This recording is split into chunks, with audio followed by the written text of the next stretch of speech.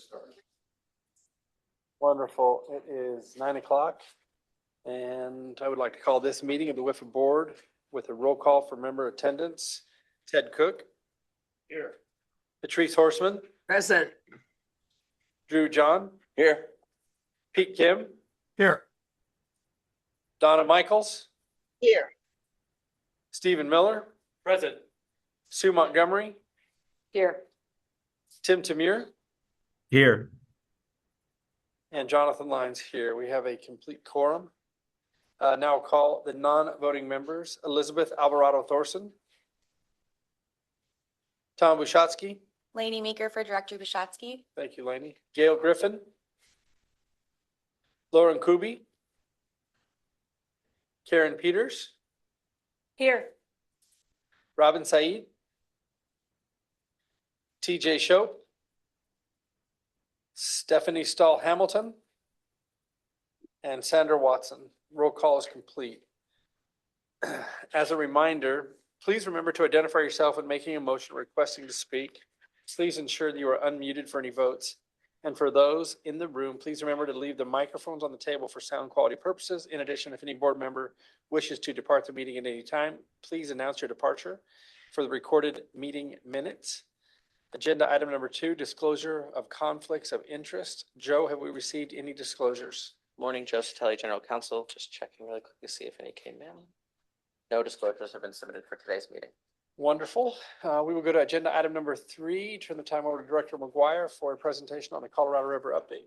Thank you very much, Mr. Chairman. I will not belabor the point, but I will invite Clint Chandler from the Department of Water Resources up to the podium. The department has graciously offered some of their time this morning to give us an update on the current status of negotiations on the Colorado River. This was a request by board members last month. So thanks very much for the quick turnaround and being able to join us today. Sure. Thanks for the return trip invitation. I've been told that I don't need to be holding this mic up to my mouth this time, right? So You're good. well, right on. Great. So when I was here in February, I reported concerning the recently released EIS with 5 alternatives, which collectively and severally disadvantaged Arizona. And I also reported about very poor hydrology. In the interim, one good thing has occurred. The submission of the lower basin proposal on May 1st, which I'll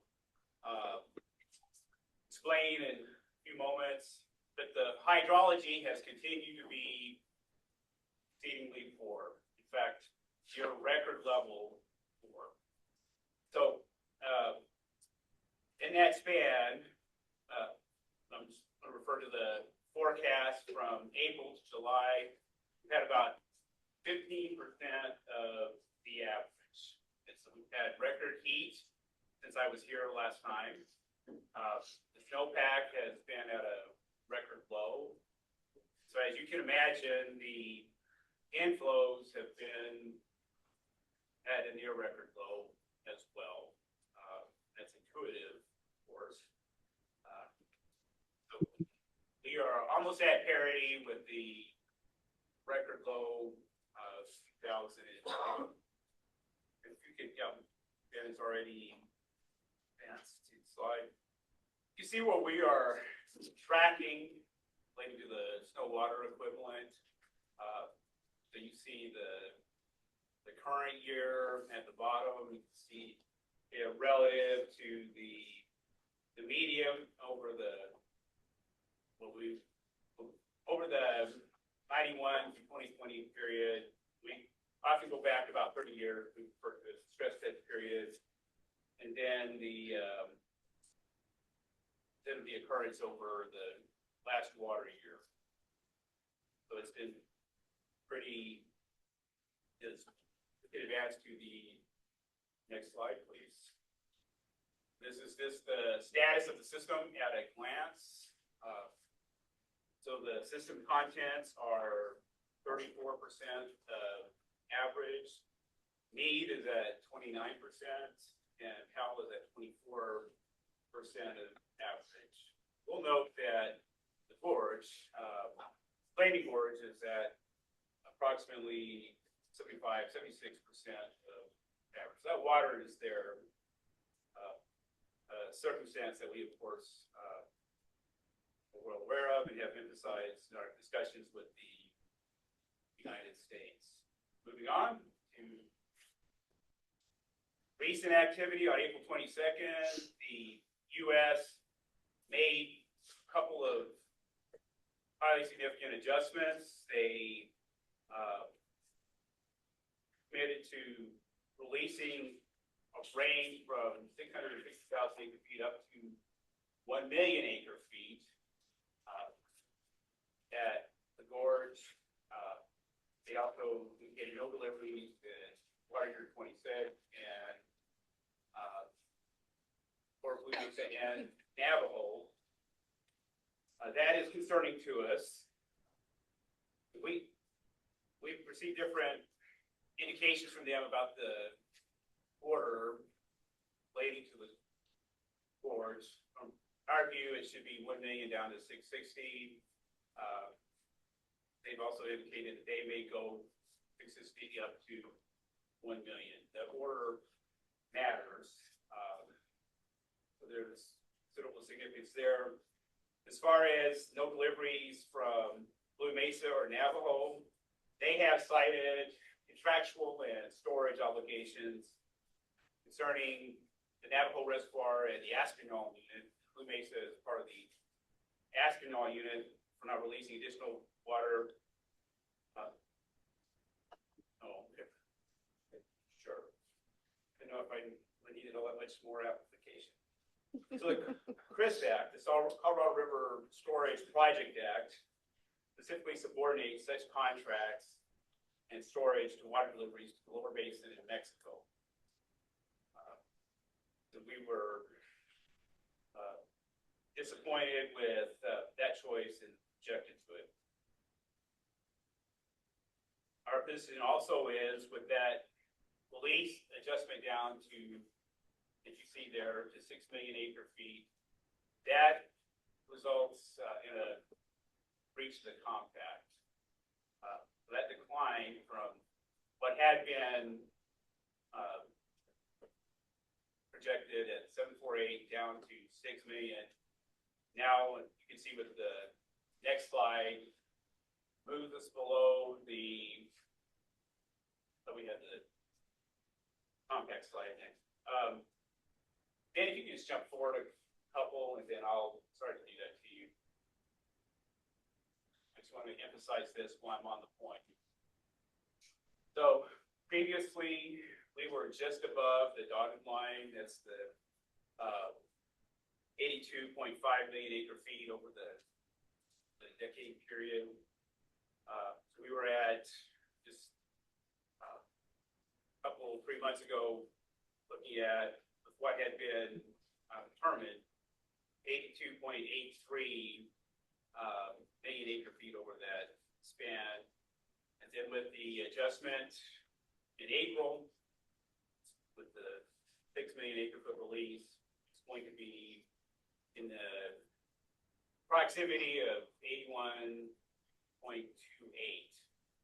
So as you recall, with the SEIS that was initiated in 2022, they sought that authority to reduce down to 6 million acre feet below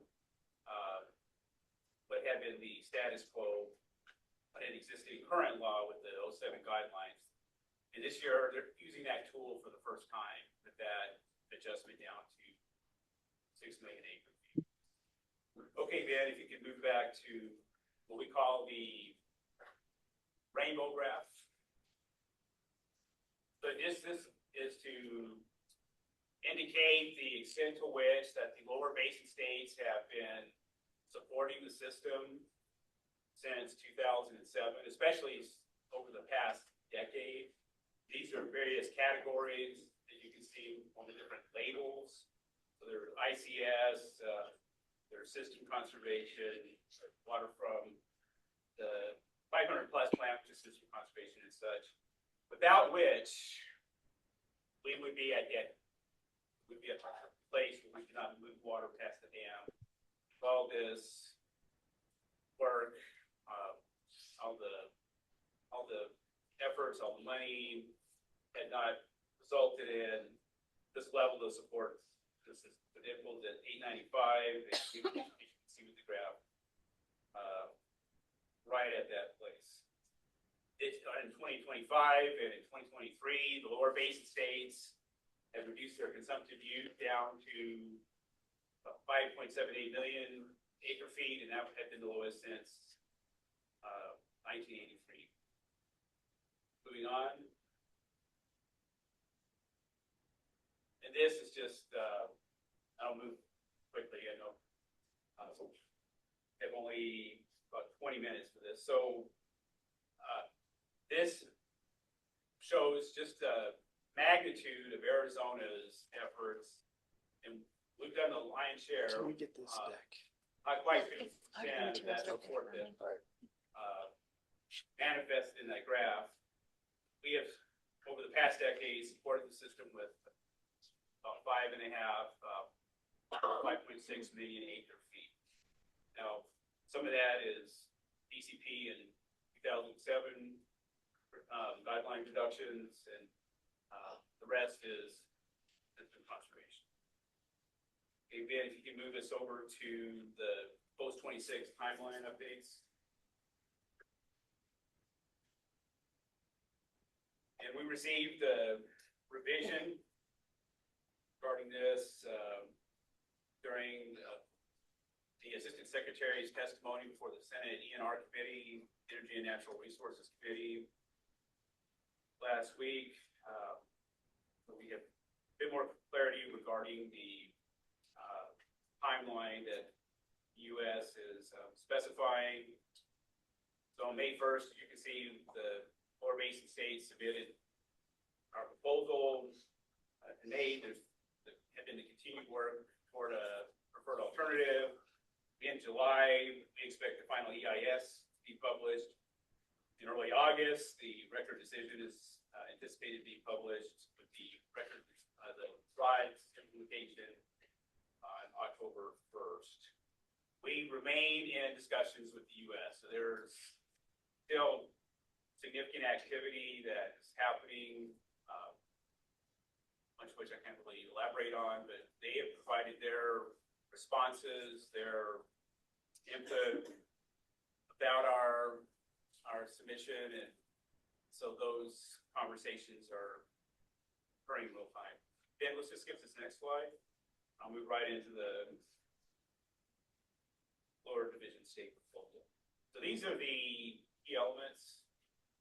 And our message, our emphasis to them, as we put this forward early last month, was that this is an integrated package. So we said that there's the integrity of the package, and we really wanted to communicate the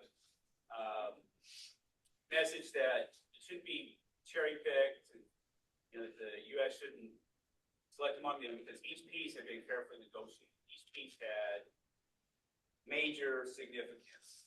Now they have, like I said, answered with some input, and those are things that we're having to work through. Big elements in this are the lower basin reductions, and there'll be a slide for each of these separately. Intentionally created surplus, the establishment of a tribal pool came at the request of the state of Arizona, additional lower basin conservation, power releases, UIU operations, and infrastructure improvements. Okay, moving on. The lower basin reductions, as you probably recall, in the lower basin March 24 submission, lower basin alternative, we had proposed the following distribution of 1.25 million acre feet, so for Arizona 760,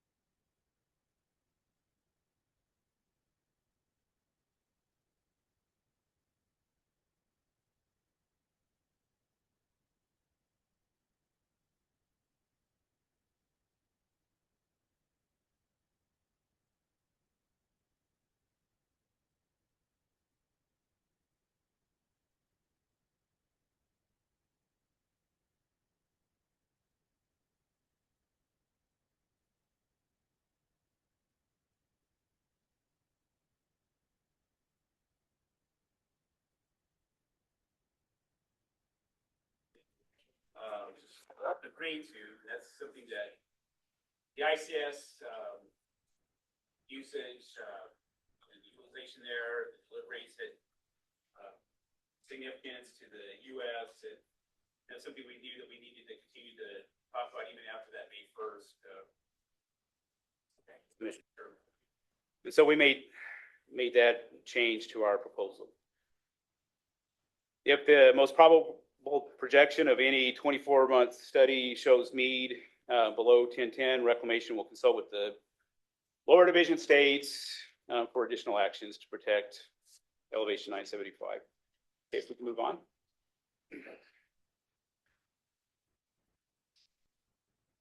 So this has that same distribution of reductions, but there is additional conservation.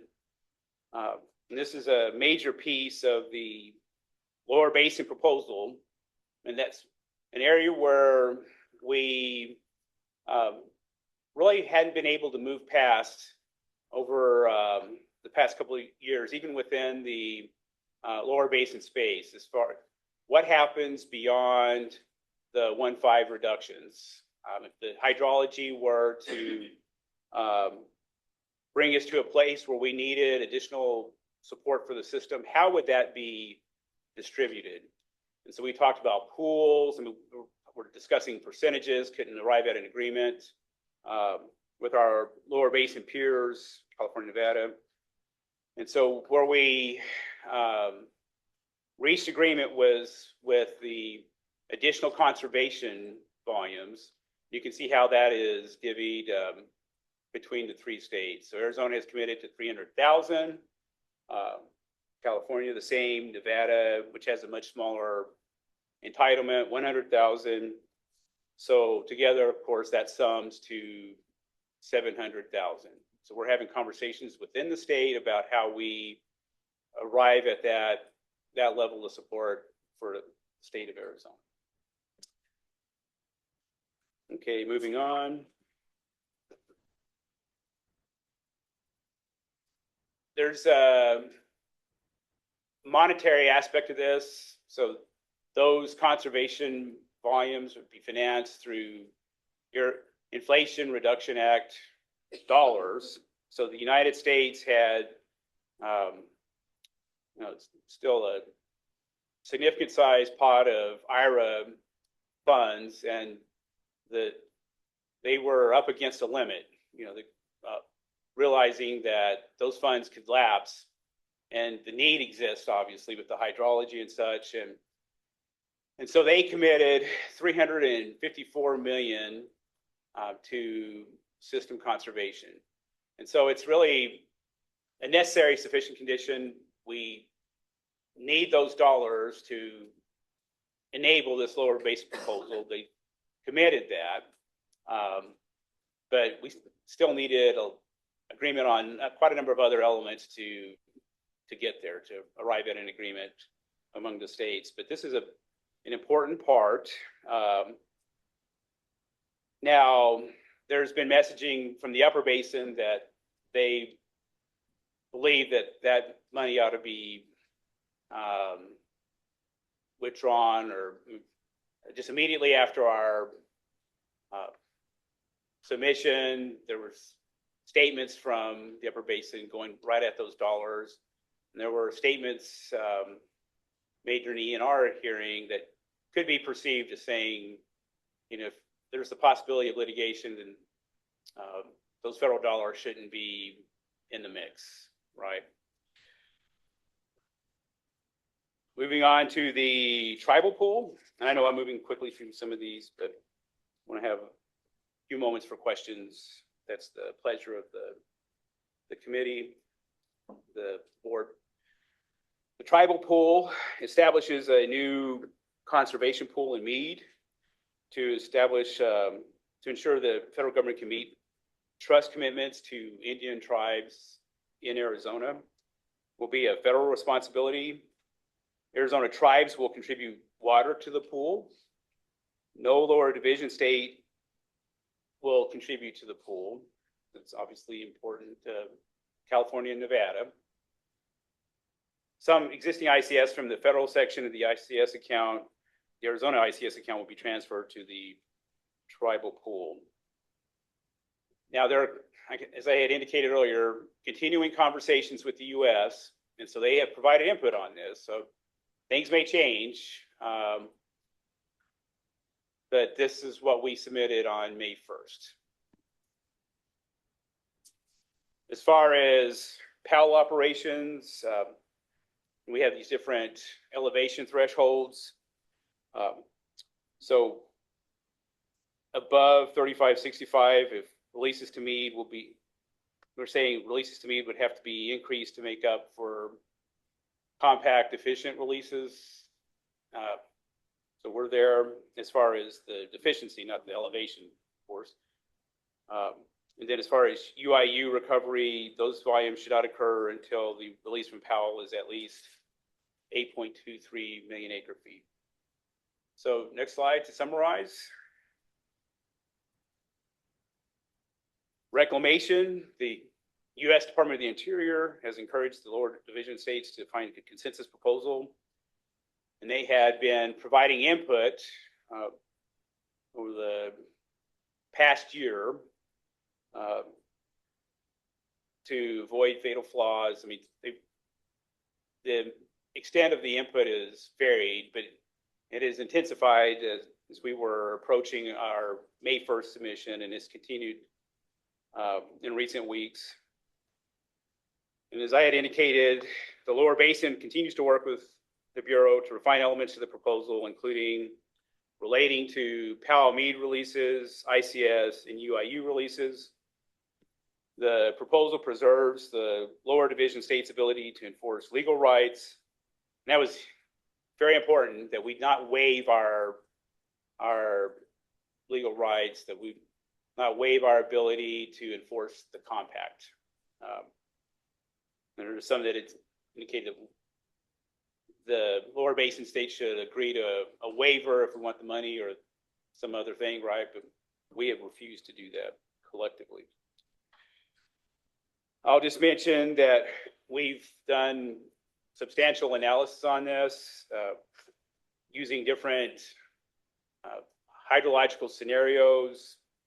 And the lower basin proposal would, over the 2.5-year period, add from 13 to 40 feet in Meade by the end of 2028, and it would increase the levels in Powell 11 to 60 feet over that same span. Oh, forgot I had a slide about the preliminary preferred alternatives. Sorry. So, Reclamation has communicated to the states and the tribes, but has not fulsomely publicly indicated the existence. I mean, there's been references to the existence of this preliminary preferred alternative. So there's a fair bit of content that they presented to the states and again to the tribes separately. And we have major concerns about what they have been putting forward. So they are considering a 10-year framework with new operational guidelines every 2 years. Would be implemented under existing law or consensus agreements. It would be subject to sideboards, how they expressed it in principles, within the range of alternatives analyzed in the forthcoming EIS. So Powell Meade releases ranging from 5 to 12 million acre feet annually. Declining down to 5 million acre feet would be devastating, of course. Lower basin reductions up to 3 million acre feet. Those are very large cuts, would have major implications for the state of Arizona. Maximum use of UIU releases within their respective records of decision. And Powell storage, 3 million acre feet. Meade storage at 8. Now the conclusion slide. Over the past 12 years, the lower basin has saved over $8.5 million to support Meade and Powell. And you can see just the summary of our lower division state proposal. Collective actions of the lower division states provide robust protection against deeper cuts, but do not guarantee. This is obviously something I think folks are aware of, but still it merits emphasis. Does not guarantee that additional actions won't be necessary. And that is my presentation, Mr. Chairman. Wait, what's the good news? The good news is we have a lower basin proposal. We have that cohesion with our California and Nevada friends, and we submitted a robust, credible proposal, and we're having meaningful conversations with the U.S. about it. So we hope that that will be adopted as the preferred alternative. Thank you. Are there any questions from the board for Clint? I'll try and keep it brief. Thanks for being here, Clint, and giving us a peek at some of these things. So I believe that when the lower division state proposal was put forward on May 1st, that some of the hope, maybe even the intention, was for that 27-28 plan to slot into this 10-year plan as maybe the first 2 years. Mm-hmm. Even though the preferred alternative parameters, and you said it in your last bullet on your slide, is that things could get worse. But it's looking like with the and when the May 1st proposal was put forth, the April 24-month study was the latest 24-month study. We had 2 more since then, the May study and the June study, where the hydrology continues to just get worse and worse and worse. So during the ENR committee meeting last week that you referred to, where there was some warning, I guess, that states who might be considering suing, whether it's on the compact violation, potential compact violation, or anything else, ought not to expect any federal funding, notwithstanding Article 11 of the compact, which preserves the state's rights to protect their legal interests by lawsuit if necessary. At that same hearing, Assistant Secretary Travachek said something along the lines of, we appreciate the lower division's proposal, but we can't accept it at face value, and there's some changes that need to be made. Aside from, here's the lower division proposal, and here's the broader parameters of the preferred alternative, have the lower division states received any specifics about what changes the United States thinks need to be made to the lower basin proposal for it to work? Because without slotting that in there, I'll just say there's no plan. Assuming, of course, the U.S. is probably working on one. So you don't have to give me numbers, but does the lower division understand what it is, why the United States is not saying, thanks very much, lower division, this is what we're going to do for the next 2 years? And they're saying, no, we're not really going to do that. Do you have any idea? Have they given you an idea that with concrete information about what might happen instead? Very good question, Mr. Chairman, Director Cook. Yes, they have provided some specificity. It depends on the specific matter. There's certain areas in which they've provided some elaboration about what they desire to see. There are other areas in which they're like, they have provided more vague indications of what they would desire from the lower basin states. And there is these are sensitive discussions, but there is some matters that remain under construction even within the interior conversation. So we have representatives, and we're at the table with them. We have questions, and sometimes they'll say, well, we're working on that still.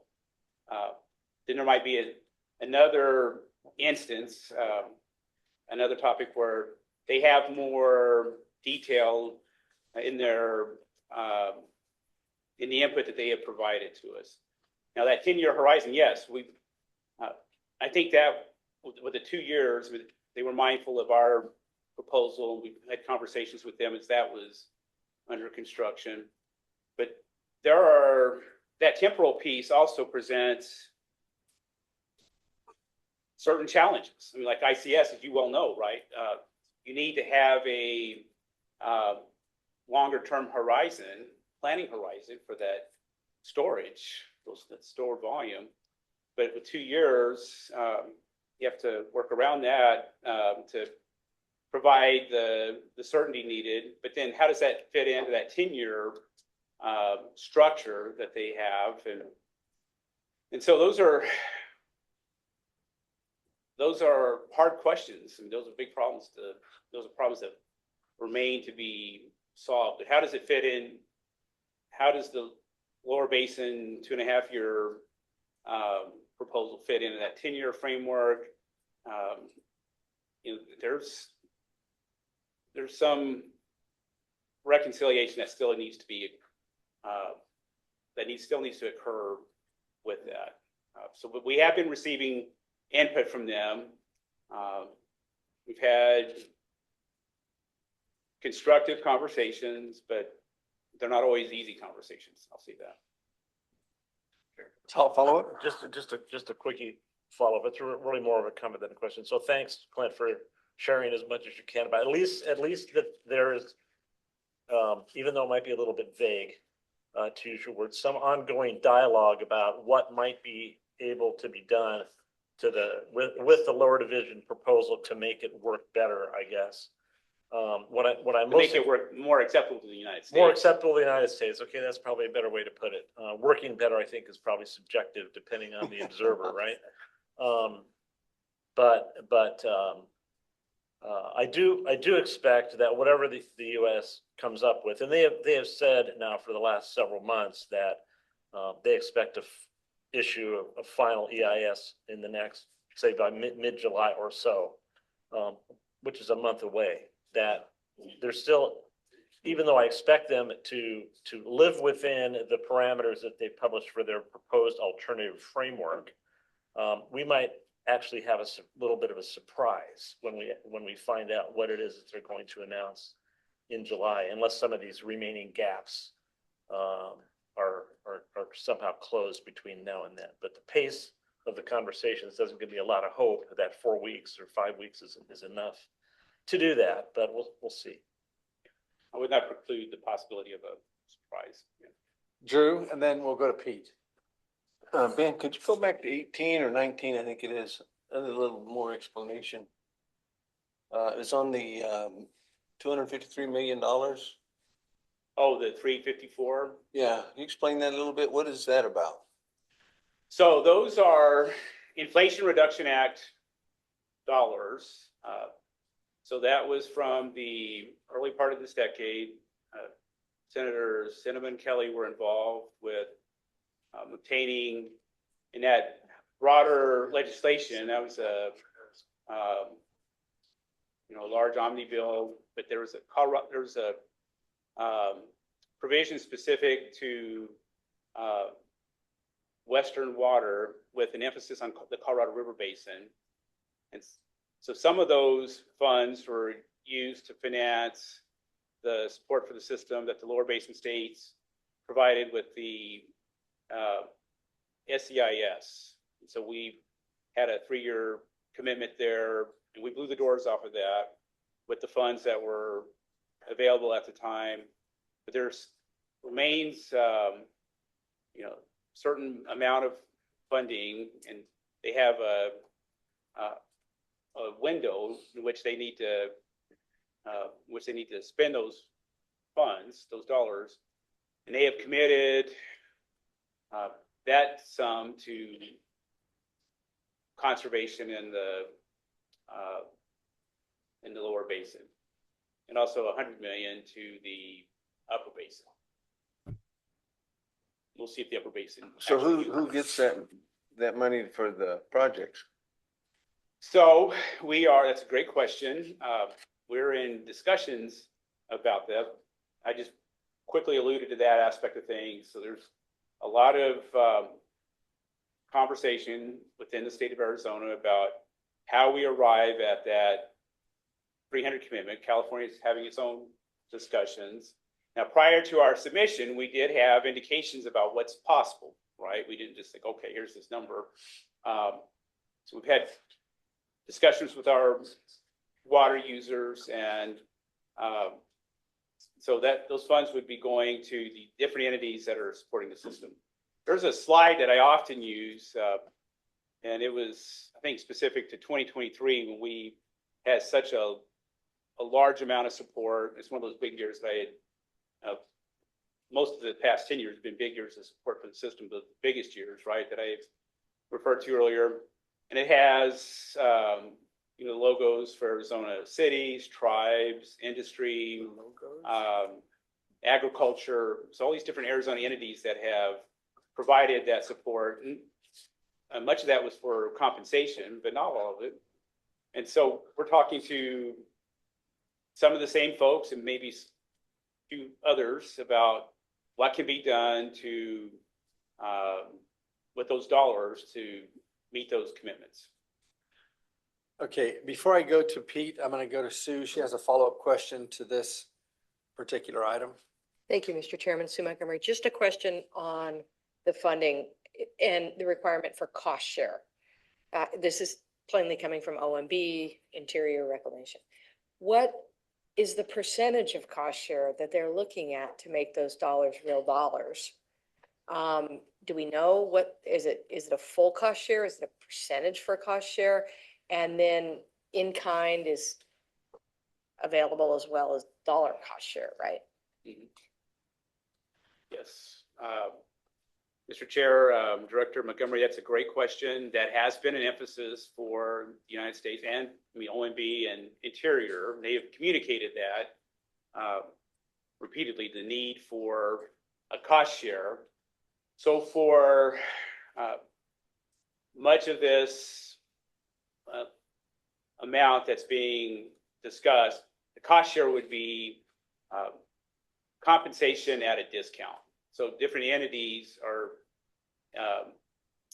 in the discussion about supplying the water at a substantially discounted price.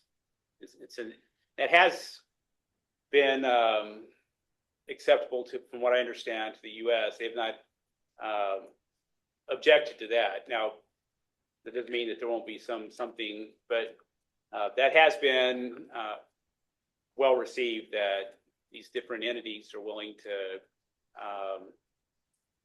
basically take a price cut and support the system with that. Now, that does constitute a cost share. But the feds haven't identified a percentage cost share that they're anticipating. Yeah, I mean, they've heard different percentages. I have a pretty good idea, but I want to put something out there and then it turns out it's Wrong. Less than 50%, but yeah, it's pretty close. Thank you. Pete.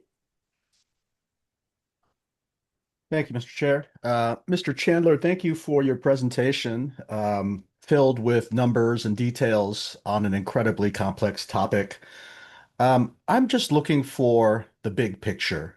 And, for the average everyday citizen of Arizona who's not going to really understand and plumb the depths of the meaning inside of all those facts and figures, could you just sum it up?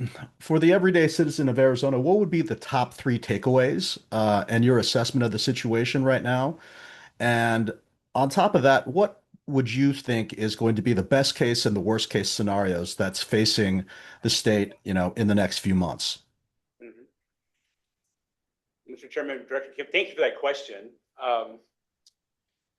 So the 3 biggest takeaways, I would say, are we do have lower basin cohesion. There's functionality in the basin. There are constructive conversations that are happening, and we are answering the challenge. So this is a credible submission that answers those circumstances. there remains uncertainties. So we're continuing with these discussions with the US. We hope we arrive at a mutually acceptable place. So we, are basically in the moment. I mean, we'll see if we have meetings this week, do more next week. We're working through issues. We'll present certain considerations they'll answer. There's a lot happening in the background, but there is uncertainty there. We'll get across the line. If we weren't, and this probably ties into your worst case scenario, if we don't have an agreement, then the uncertainty compounds. And we have to have an agreement that is acceptable to us. And there are all sorts of considerations about efficacy, legal considerations. Obviously, we're careful how we talk about all these things. But as you may recall, going back to that February presentation, they had these alternatives, this range of alternatives, and they were all crummy for us, right?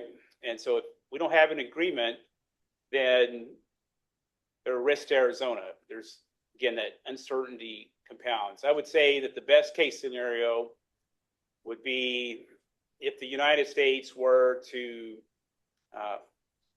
substantially, I'm going to agree to almost every bit of our proposals, basically substantially agree to our lower basin submission, incorporate that into the PA, the preferred alternative, and the eventual record of decision. Because this, again, shows functionality, something that the administration can refer to, say, look, things are happening in the basin, instead of just the unpleasantness that so often is manifested in the press and elsewhere. So that could happen.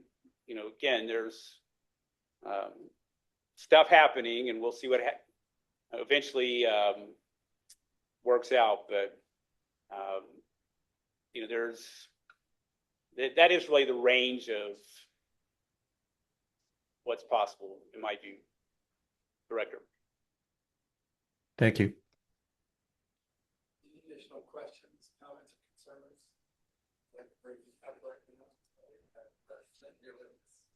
We appreciate your time. Sure. Thank you for the opportunity. Report. Agenda item number 4, Director's report, Director Dwyer. Nothing like following that, right? Yeah. It's all uphill from here. That's right. That's right. You can actually go back to the next slide, Ben, because before I get into my substantive report, I have a great opportunity or the privilege of bringing up yet another board member who has retired recently to give you all the opportunity to express your gratitude for the service of Buchanan Davis. Buchanan was appointed as a member of the original inaugural WIFA board by Governor Doug Ducey back in 2022. He was also a critical voice in the formation of WIFA in its current status. He served as policy advisor to the governor, actually while we were crafting the legislation. So he was on the ground floor in more ways than one.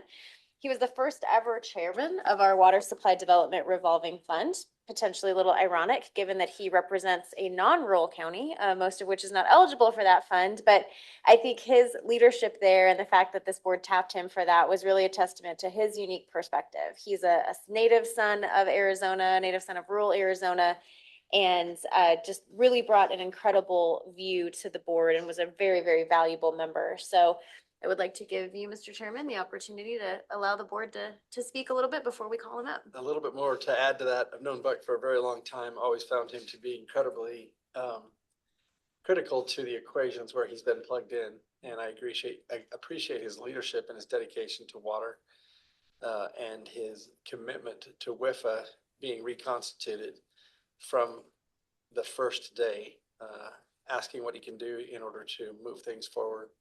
I've never known somebody more capable to lead that particular fund and did an exceptional job with diligence. So thank you very much for your service, Buck. Any board members wish to say anything right now, Sue? Yeah, Buck, I just want to say that when we propped up the Water Supply Development Fund, there was a lot going on and there was a lot of trying to figure out how we were going to do it. And there were hard calls that had to be made. And I felt like we all had to caucus and really work through that as a team to figure out how we were going to implement that fund. And you were right there leading the charge and always kind of brought everybody back to where we needed to be to get the answer done or to move it forward. And so I was there, I saw it, and I really was grateful for it. So thank you.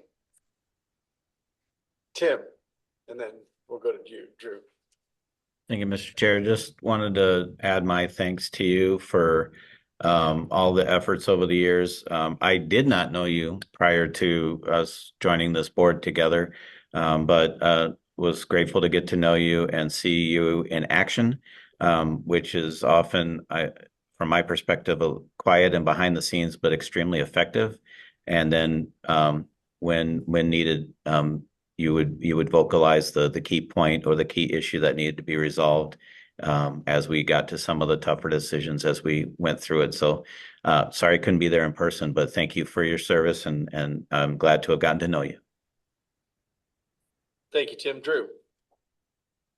Yeah, I got to meet Buchanan probably 20 something years ago when I was in county supervisor and then in the legislature.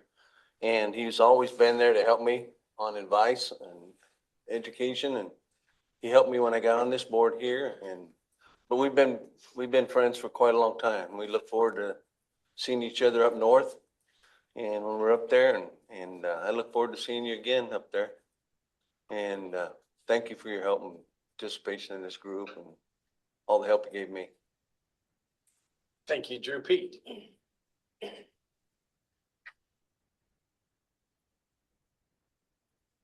Pete? Yep, sorry about that. Can you hear me There we now? go. There you go. All right. Thank you, Mr. Chair. Sorry about the audio problem there. Buck, I just want to add my thanks as well. It's a tough job to oversee that point where the rubber meets the road and you actually have to make the decisions around where the funds actually go. And you did it well and you did it with grace. And so thank you very much for your service. Buck will give you some time. Oh, I'm sorry. Yeah, Ted. one more.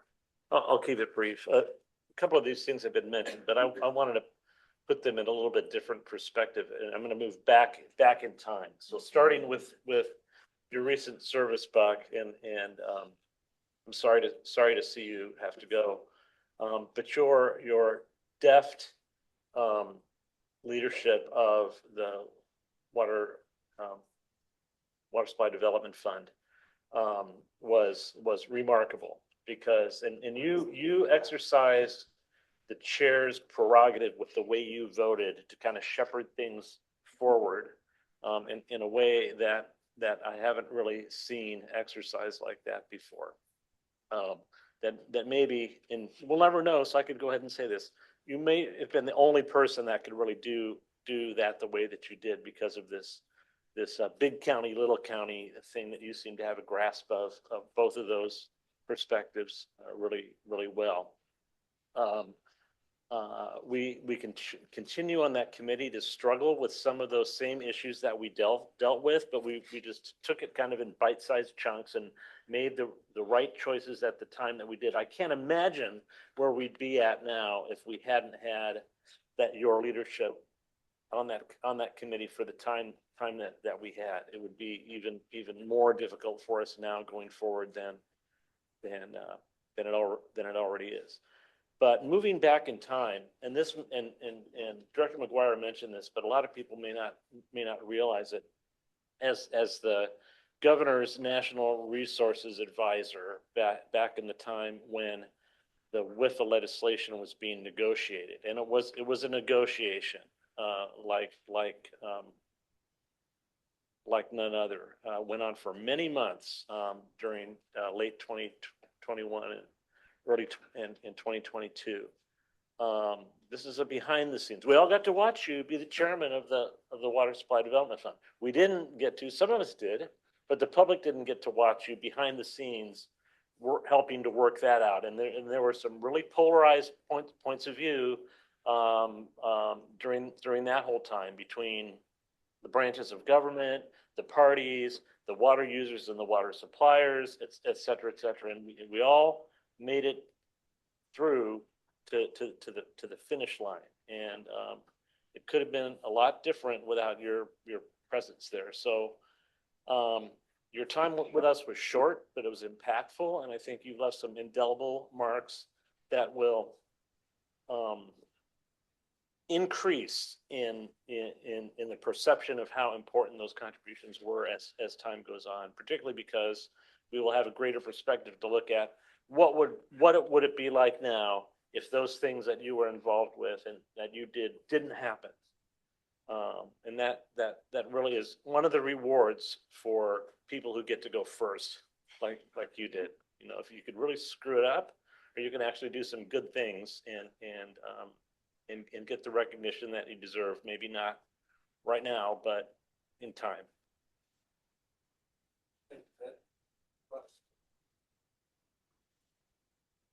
Oh, I'm sorry. Steve. I want to hear more good things about Keep I don't going, know, guys. I don't know if this is good or bad. You've all now established the size of shoes I have to fill with all of this. So, and Buck and I go way back. I don't want to put years to it.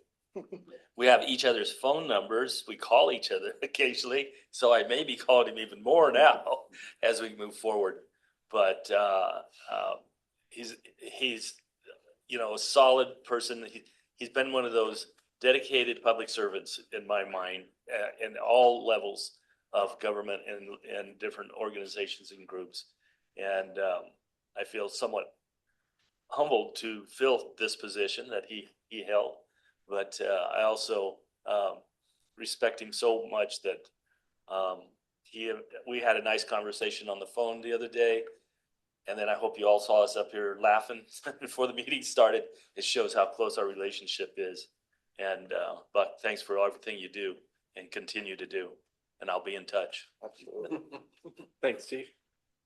Well, thanks, Mr. Chair. I came here to see if Clint had fixed the Colorado River, but no, I appreciate the leadership that ADWR and then you all do on these issues. And it was fun, great to be a part of that. I tell people it was my favorite unpaid job that I had, and it felt like a job at times, just the workload. But this is a good group. I'm excited to see. I'm proud of what we've accomplished. I'm excited to see what you'll continue to accomplish. And you certainly don't, need me here, but I am grateful for the time that served with you all. And the board dynamics here are unique. And if you don't get to experience that, it's kind of, I've been around public service for a long time. So the board dynamics here are unique in which we really collaborate and don't always agree, but we try to come to the right conclusions. And so I hope that continues. I know it will continue. You have good people here, like I said. And I will just say that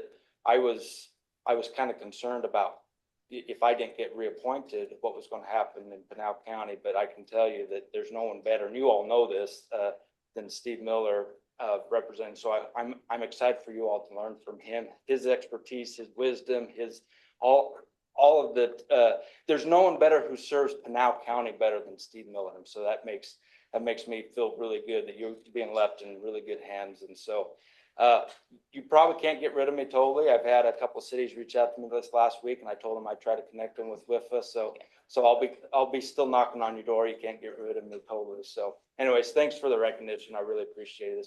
This was a wonderful, time for me the last few years. So appreciate Well, it. we've got a little parting gift for you. All right. And I think Yes. we'll have board members go and join Buck for a picture as well, so that we can commemorate this and give him some of the social media recognition that he deserves too. So.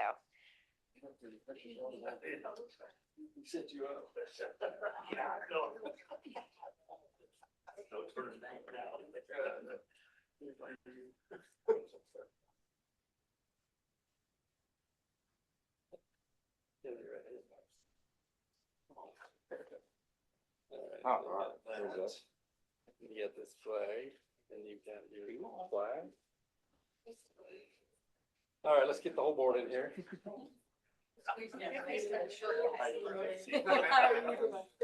got the ultra wide lens on there? I've been losing weight. No sweat, Josh. Everybody ready? 3, 2, 1.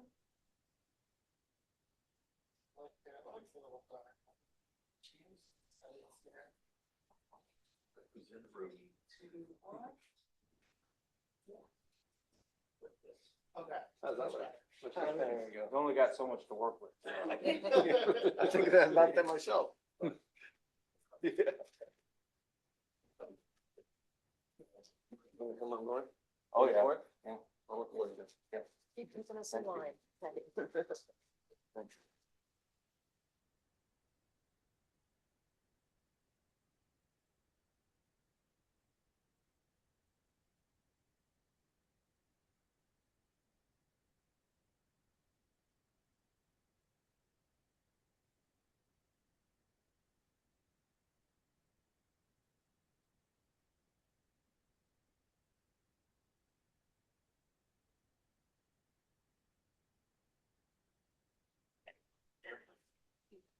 Director McGuire, do you have anything else on your report? I certainly do, Mr. Chairman.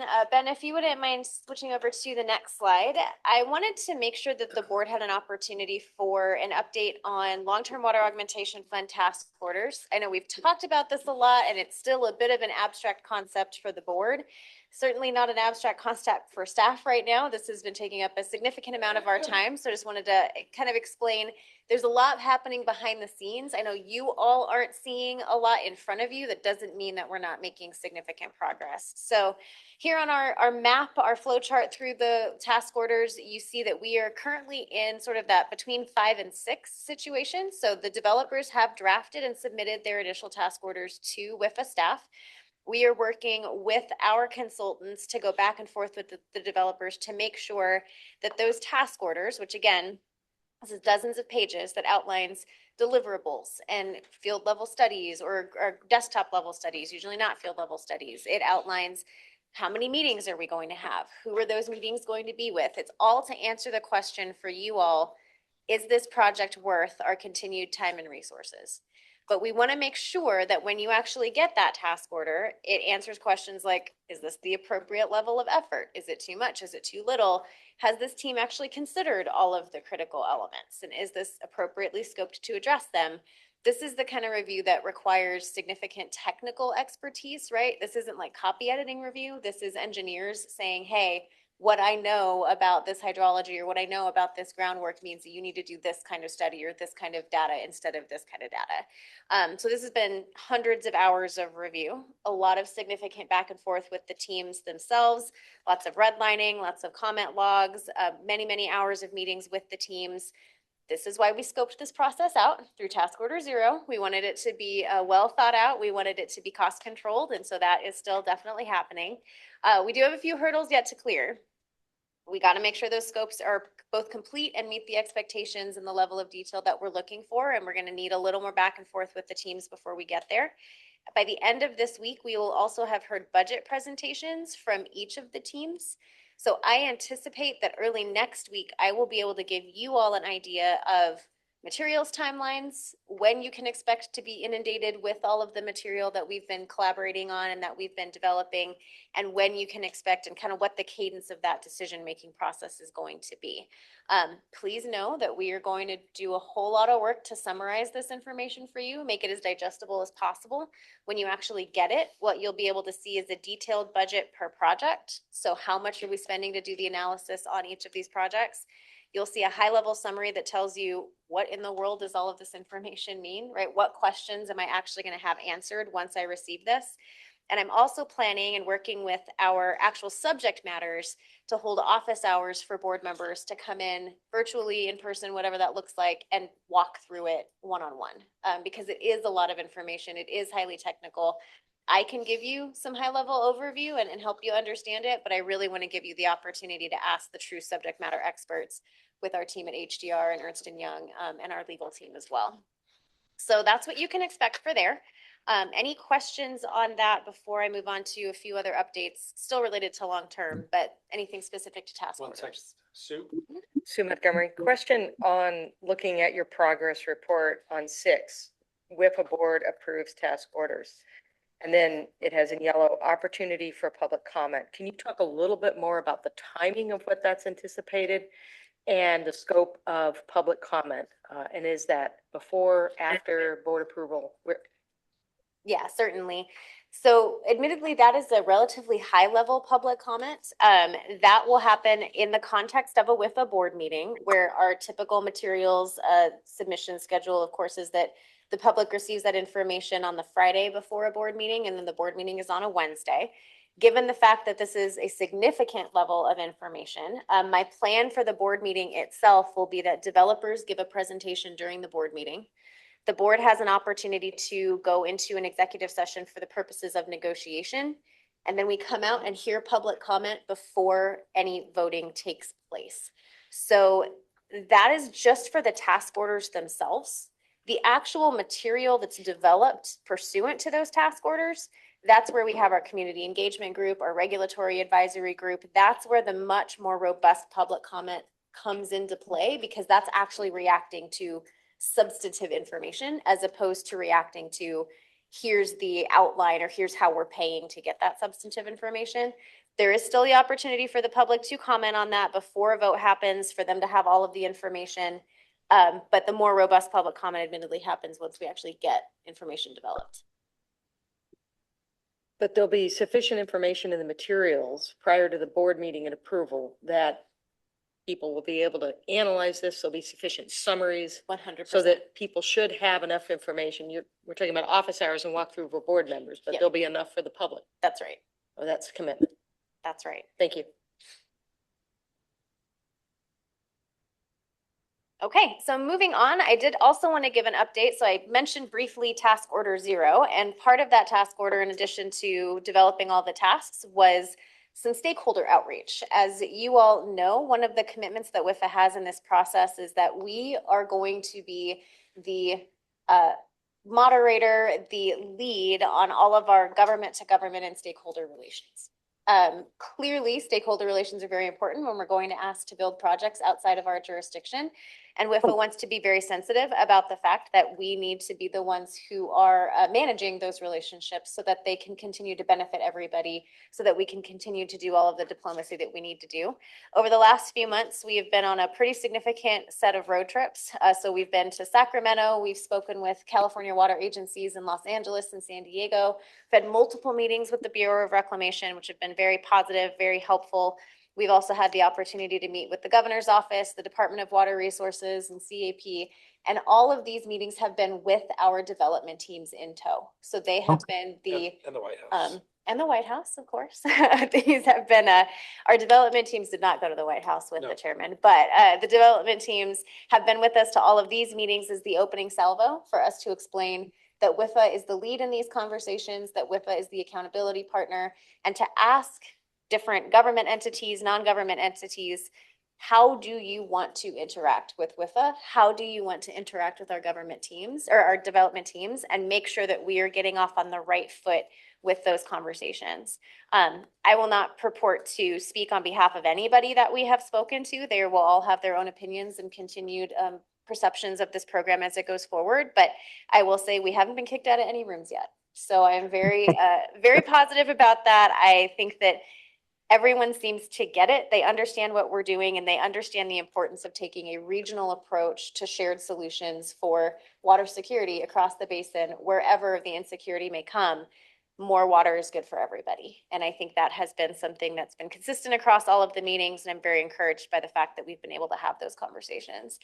I will also mention just briefly, the picture that you see here on the slide is from the signing ceremony for the Memorandum of Understanding among several water agencies in California, Arizona, Nevada, and the Bureau of Reclamation to work on a path forward toward an exchange framework for water on the Colorado. That is critical to every single one of our projects.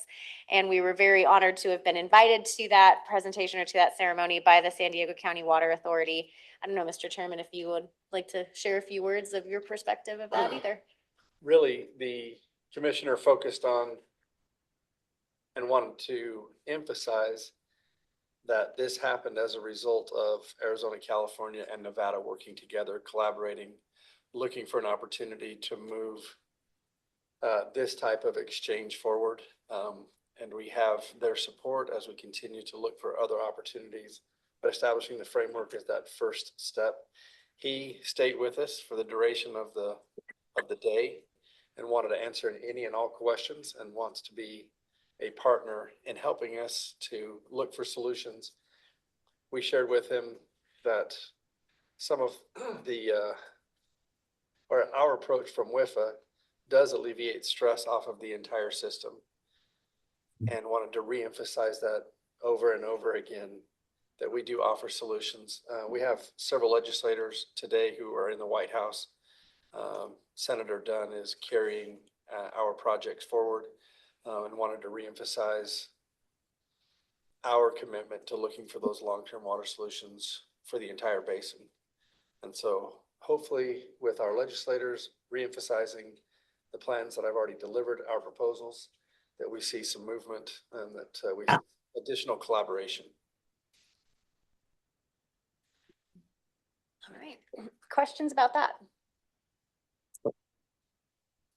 Okay, at this point, I want to turn it over to Lindsay and her team and Amanda to give you an update on the Water Conservation Grant Fund. So as you remember, this was a breakneck speed as we are asking these grantees to work through their projects and get them completed by the grant submission deadline. So Amanda, who is WIFA's grants coordinator, is going to give us an update on the progress toward that, so that we can brag a little bit about how great our team and our grantees have been doing. So Amanda, I'll turn it to you. Thank you, Chelsea. Good morning, everyone, chairman, members of the board, and my wonderful WIFA team here. My name is Amanda Overholt. I have the honor of serving as the grant coordinator here at WIFA. I do primarily work on the water conservation program. I know it's been some time since we've seen a water conservation item on the board, so I'm really happy to give everyone an update on that program today as it comes to a close.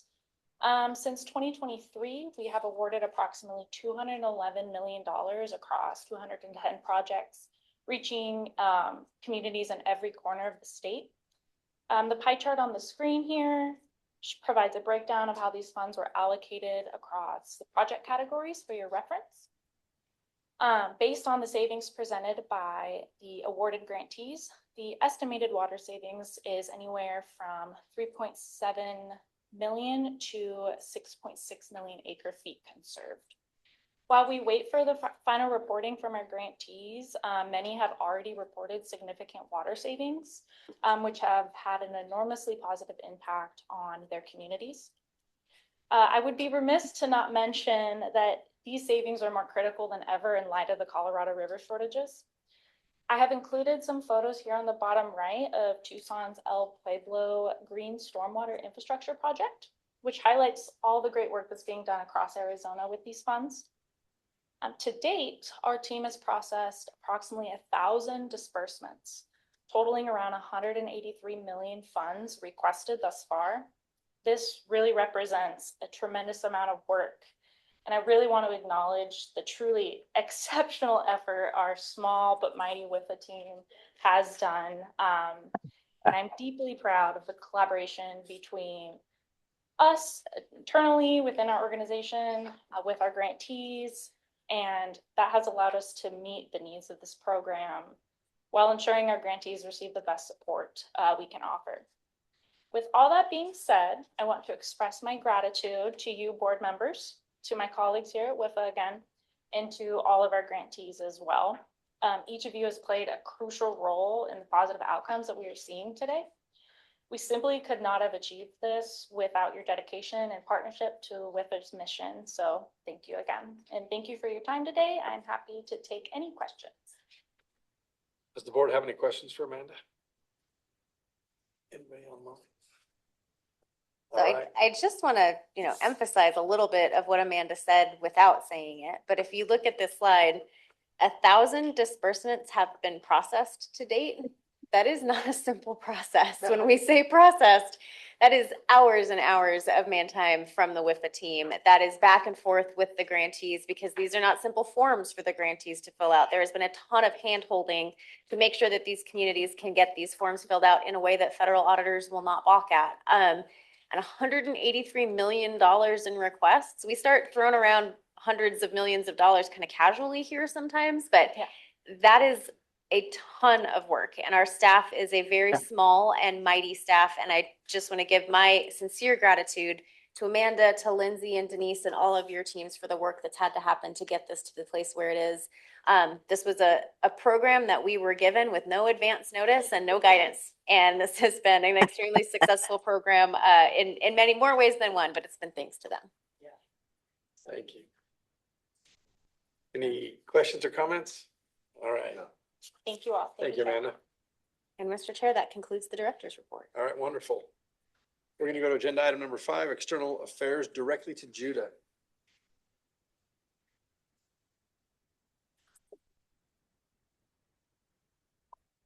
Good morning, everybody. We got a bit of a robust update. A lot has happened in the last month, for better or worse, down at the Capitol. So starting off with some good news, Senate Bill 1560, WIFA's requested legislation raising the loans amount per application for the Water Supply Development Revolving Fund passed and has reached the governor's desk.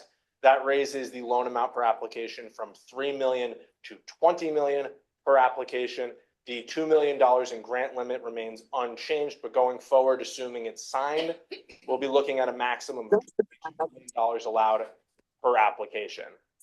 We are still waiting for the governor's action on this bill. I spoke to Patrick this morning. She has about 150 bills sitting on her desk from the legislature ending session that they have to brief all of them on to the governor. So it could be a bit. She's got about 10 days from when session ends to make a decision on all of those bills.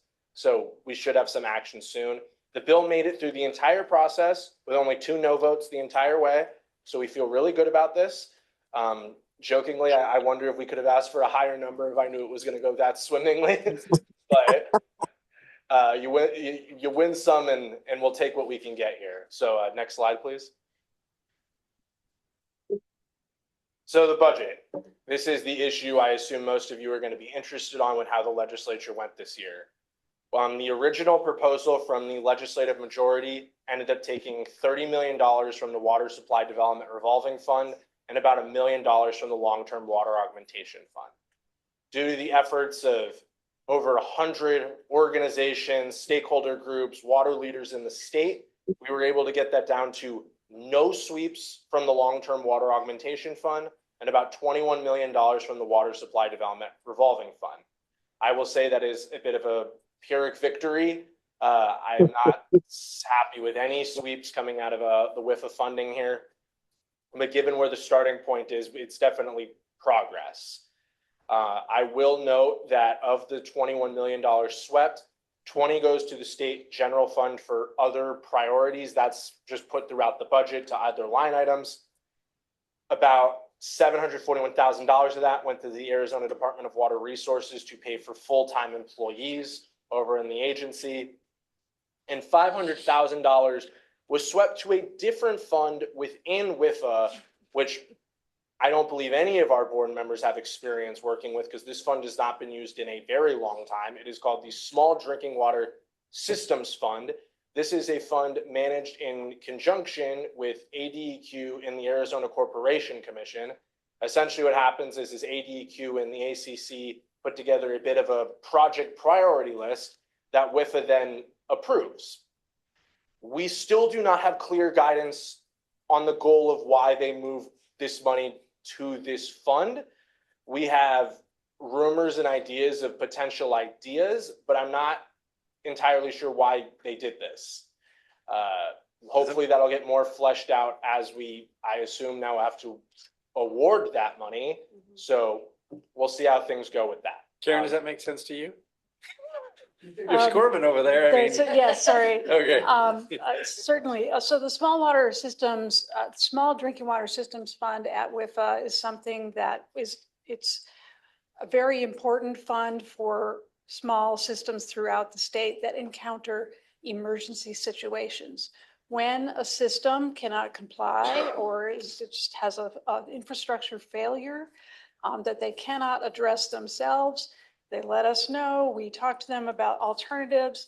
And if it's justified, we write up a justification that we send to WIFA staff saying, we believe this is necessary in order for the small system to continue to provide water to their customers or to remain in compliance with the Drinking Water Act or whatever deficiency exists. These are typically very small amounts.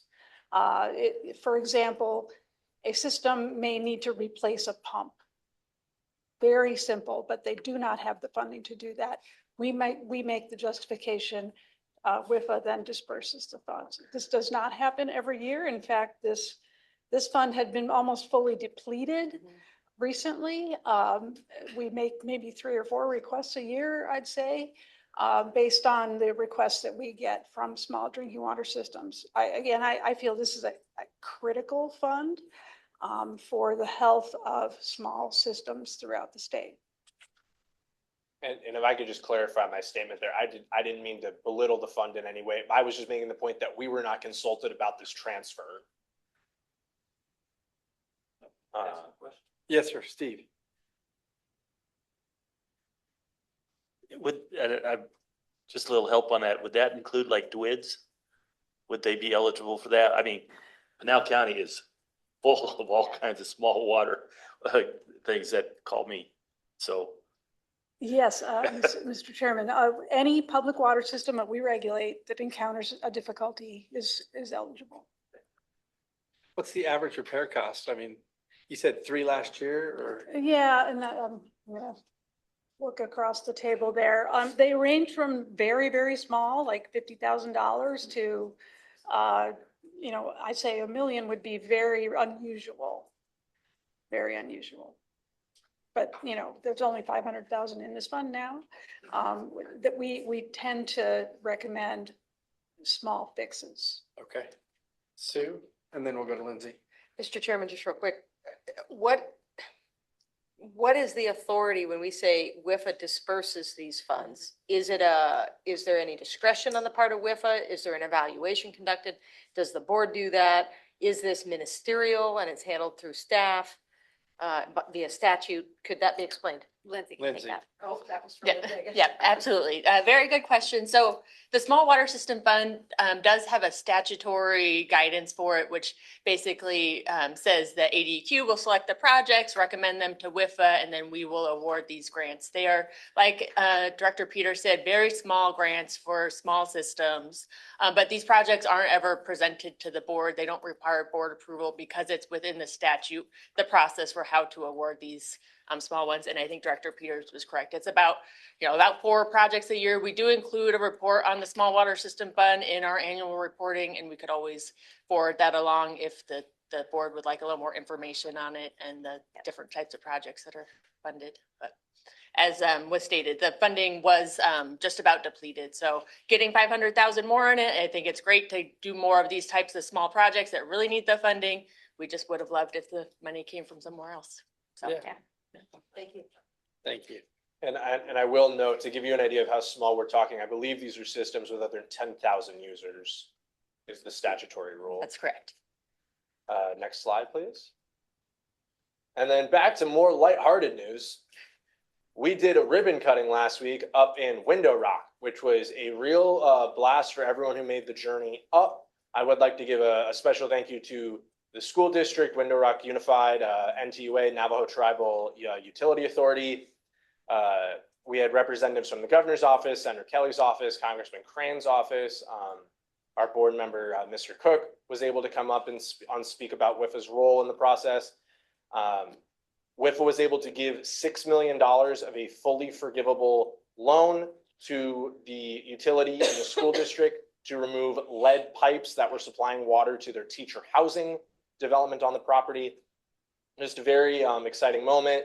Any excuse for me to purchase a giant pair of scissors, I am thrilled to do. So I'm hoping to do a lot more of these now that we have the scissors stored here in the office. So In a safe place. let us know. And then with that, I'm happy to stand for any questions. Any questions or comments? Thank you very much, Judith. Appreciate all your hard work. We're gonna go to a consent agenda. And agenda items 6, A through B, and 7, A through G are noticed as consent agenda items, will be considered as a group and acted upon by one motion with no separate discussion unless otherwise requested by a board member. A reminder of those attending virtually, please ensure that you are unmuted for our vote. Do we have any requests to pull any of the consent items for discussion? I will entertain a motion to approve the consent agenda. Mr. Chairman, Drew John, I make the motion, we approve the consent agenda. And let's do them by number. So let's do Okay. consent agenda item number 6, A through B first. Okay, agenda item number 6, SRF A and B. Do you want me to read the actual, Yeah, go ahead. read the CWSRF Financial Assistance Project Priority List Funding Cycle 2026? That's A. B is the DWSRF Financial Assistance Project Priority List Funding Cycle 2026. Do we have a second? Mr. Chairman, Sue Montgomery, second. Sue, thank you very much. Is there any board member discussion? No further discussion. We'll call for a vote. All those in favor? Aye. Aye. Any opposed? Any abstentions? Motion passes. Thank you. Entertain a motion for consent item number 7, A through G.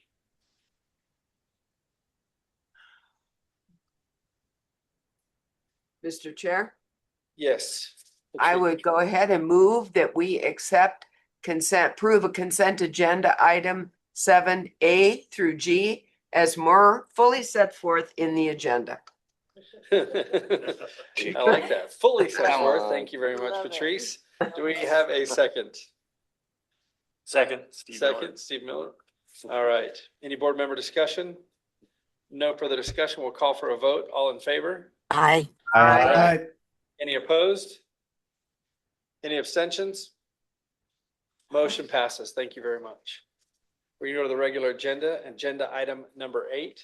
But before we will begin consideration of our regular agenda, members of the public wishing to speak on specific item on the regular agenda may request to speak prior to the chairman opening discussion on that item. For instruction on how to submit a speaker's card, please refer to the notes on the proceedings at the end of the meeting agenda.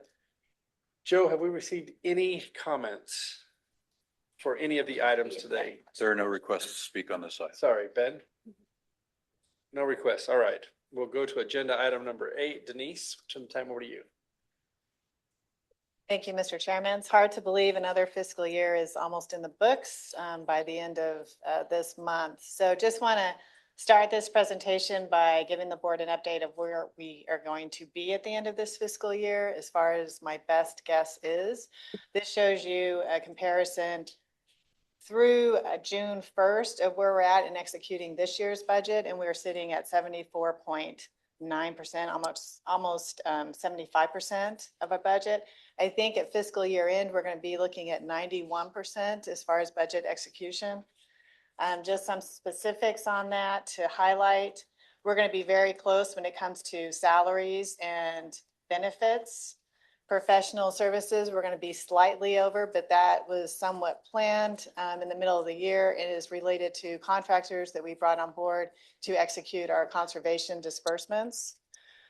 We will be over on travel. And the reason we're over on travel is because we've done a ton of stakeholder engagements with the Long-Term Water Augmentation Fund. We also have a lot of projects. When you look at all the projects for conservation, SRF fund, and water supply development fund, those projects need site visits, and so staff is traveling to those locations. And so we've got an increase in travel funds. When you look at equipment and other operating, this is where a lot of our costs related to our new system are. And so that implementation has slowed down a tad. So there's about $1 million that wasn't spent in fiscal year 26 that we anticipate spending the very first half of fiscal year 27. That project is ongoing, and we anticipate implementation, I think, by the end of September, if anyone wants to correct me if I'm wrong. So that's where we're at on that. Is there any questions on the existing fiscal year execution of the budget. Any board questions for Denise? All right, so moving on to our proposed budget. I want to start with kind of that overall look. So this is everything, all of our programs that we're working on. And it's, just want to point out, the first column is our estimates for fiscal year 26, and you can see that there's just a ton of work going on, right? So if you go towards the middle of the page, it starts with bond payments. You can see how much we've paid out so far on our base contracts with Task Zero. Loans, the 79 million, or the 179 million, that represents all the disbursements for our SRF programs and also our water supply development program. And it also shows under state programs, the 90 million that was dispersed for our Queen Creek loan for our long-term water augmentation fund. And then there's also the grants, which is 118 million that we anticipate going out the door this fiscal year. So then if you look at the third column, this shows what our proposed budget is going to look like. Want to point out a couple of things. Number one, the bond payments, which is in the middle of the page for $44 million. That reflects both the SRF bond payments, but it also includes the bond payments that are associated with our long-term water augmentation bonds. The next thing is the long-term water augmentation project. So we're keeping those dollars different than the bonds. The project we're going to be bringing to you at a later date. Those are the dollars that Chelsea had alluded to earlier.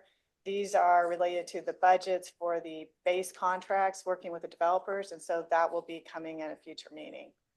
And then we also have our loans and our grants anticipated for the fiscal year 27 in that column as well.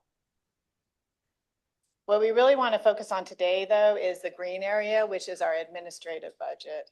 And you can see that our administrative budget is about 9.9 million higher than what it was at the end of this fiscal year, our actuals.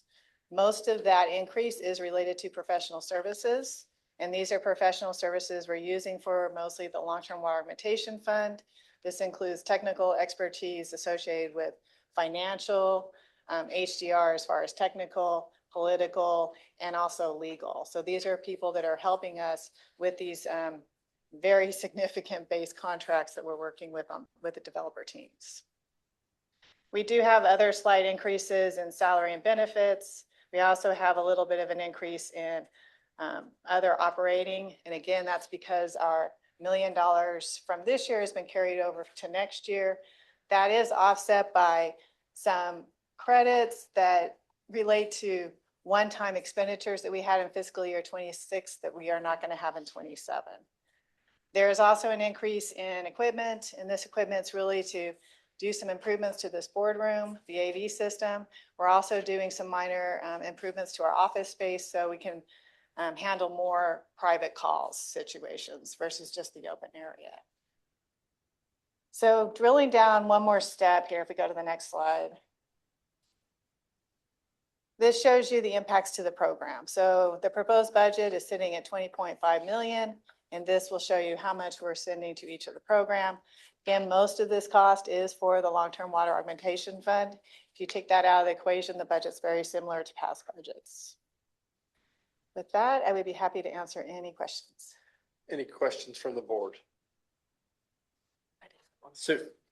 Denise, on the professional and outside services, that's a pretty big jump.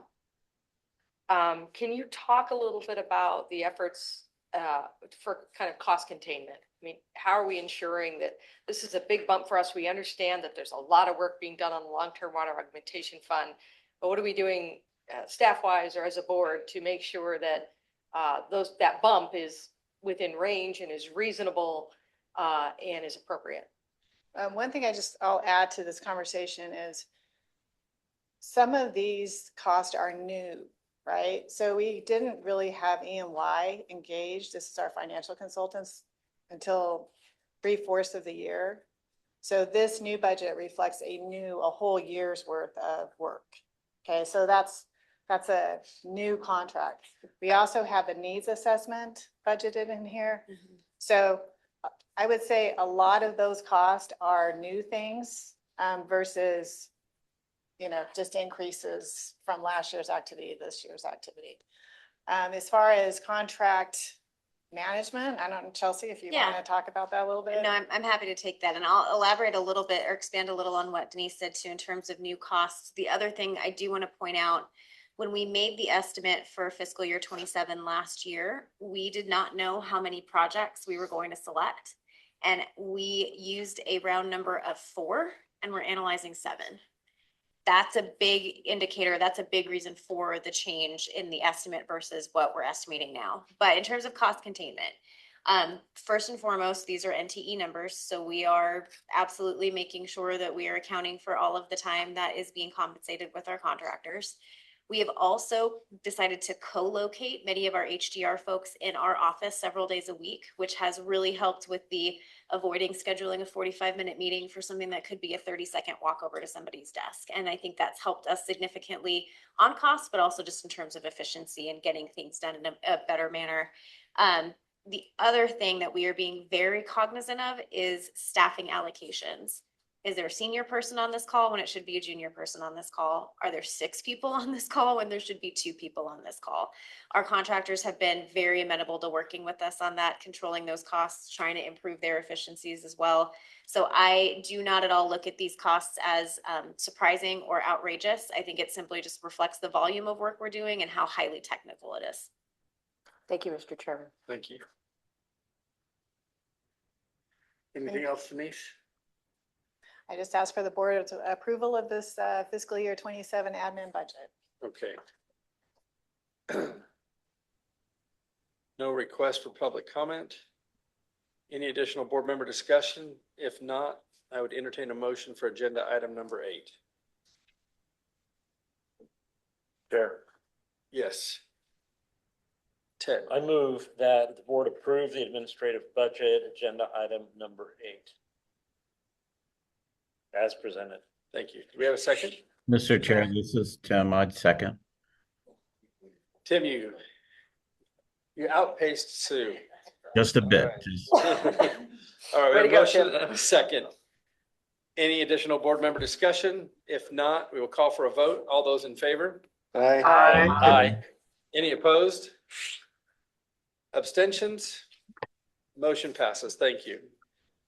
Agenda item 9A, approval of the Clean Water State Revolving Fund Intended Use Plan and Project Priority List Funding Cycle 2027. Lindsay Jones. Thank you, Mr. Chair. And if agreeable, I will present both intended use plans at the same time. And Yep. because they are very similar, just for different funds. But before we jump into the slides, I'll just give a little bit of an overview of what the intended use plans are. I know we have some newer members that aren't familiar with this, some other members that maybe don't remember doing this every year, but this is a yearly activity for WIFA. So the intended use plans, or IUPs for short, are documents that will outline how WIFA will administer the clean water and drinking water state revolving funds. And this will be for SFY 2027. So they're going to be describing program goals, available funding, distribution methods, and they will also include our project priority list. It's important to note that the project priority lists continue to be updated throughout the year because we have an open funding cycle for the SRF programs. So as we get more projects applying, we will continue to update those PPLs and bring them back for your reapproval every several months. These IUPs, though, are required annually for us to secure the federal capitalization grants available under the Clean Water and Safe Drinking Water Acts. And they serve as WIFA's roadmap for allocating the financial assistance. They include loan terms, such as how much forgivable will be available, what type of technical assistance funding will be available, and ensure transparency for stakeholders, allow for public input, and also provide EPA with the required documentation they need to approve our capitalization grants.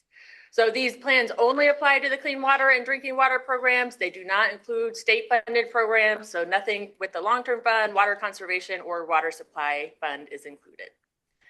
We can go to the next slide here. So on this slide, we have an outline of the timeline that we are looking for this plan, which is also included within the plans. So the draft IUPs were released on May 27th for public review and comment. We held a public hearing on June 5th to solicit public feedback. During that public hearing, we did receive one question regarding whether funding is available for water loss training, technical assistance, or water audit validation, to which we responded that while no specific water loss training activities are planned, the drinking water IUP does allow the plan set aside uses, and ADQ may offer related trainings through the programs that are being funded with the set asides they're receiving. Additionally, we did have some feedback from EPA on our draft IUPs, resulting in minor updates to ensure the federal requirements were fully addressed. So you did receive updated IUPs on Friday. And then on June 9th, the FPC met and reviewed the draft IUPs and did recommend that the board approve both IUPs. And at today's meeting, we would be asking for the board's consideration before we begin the implementation of those IUPs starting at the beginning of the fiscal year on July 1st. Let me go to the next slide here. Oh, I included just a few of the tables that are within the IUP that have some of the high level numbers that are really important for us here. So on the left, you have all of the drinking water capitalization grants, and then on the right is the clean water. So you'll see there's 7 different capitalization grants available to Arizona this year. It's important to note that the drinking water lead service line capitalization grant, they did recently release the allotment that is available for that capitalization grant. However, WIFA is not intending to apply for those funds, as we do not have eligible projects to apply to be eligible for the funding through that program. But otherwise, we have 6 capitalization grants that we will be applying for. We have our normal base grants. It is also very important to note that with those base grant amounts, they are much reduced than what we have seen previously. So in last year, Congress did not set aside any of the congressionally directed grants or the earmarks. However, this year, earmarks have been reinstated, and as a result, those base grants are much reduced.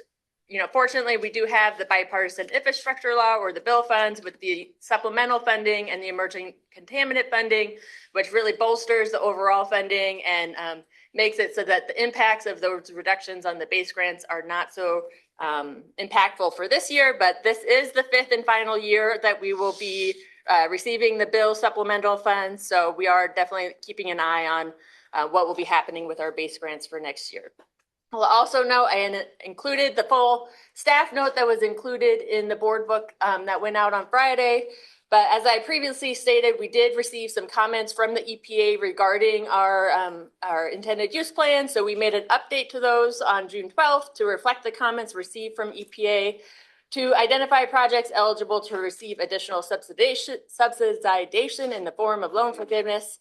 So we updated the PPL to include that information, and we also had to make a minor correction to the amounts on the Clean Water SRF capitalization grant, which caused minor changes to the loan forgiveness and the admin costs, since those are based on percentages of the total cap grant. So it was a very minor reduction. The total Clean Water capitalization grant amount changed from just over 23.1 million down to 22.89 million. So it's about a $230,000 decrease.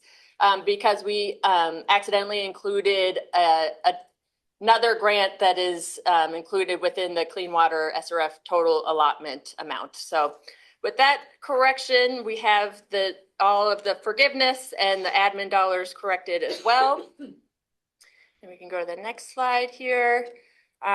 So on the screen, it includes the tables where it is showing the total number of applications received and the dollar amounts of those applications that could be applied to the different funding sources that we're getting. The really important thing to note on this piece is that we're certainly subscribed to the Drinking Water Bill Emerging Contaminant Fund, and then we were lacking on applications for the Clean Water Bill Emerging Contaminant Fund. We are requesting that EPA awards a conditional award of that clean water funding, because we do have several applications on the drinking water side, which we are fairly confident are eligible for both funding sources. They just selected the drinking water source because there's more loan forgiveness available. But we are in communications with those applicants, are confident we'll have the project demand to justify that clean water emerging contaminant funds. But certainly a healthy amount of applications received and a healthy amount of demand on both of the funding sources. And then the final slide for you So we have just the summary. There's more detail included within the IUPs of the water, of the sources and uses tables. But both of the IUPs will include these sources and uses. The sources is going to be including everything that's available as of 7/1 that we're estimating, plus any of the new capitalization grants from EPA and other sources like repayments and fees to get the total fund sources.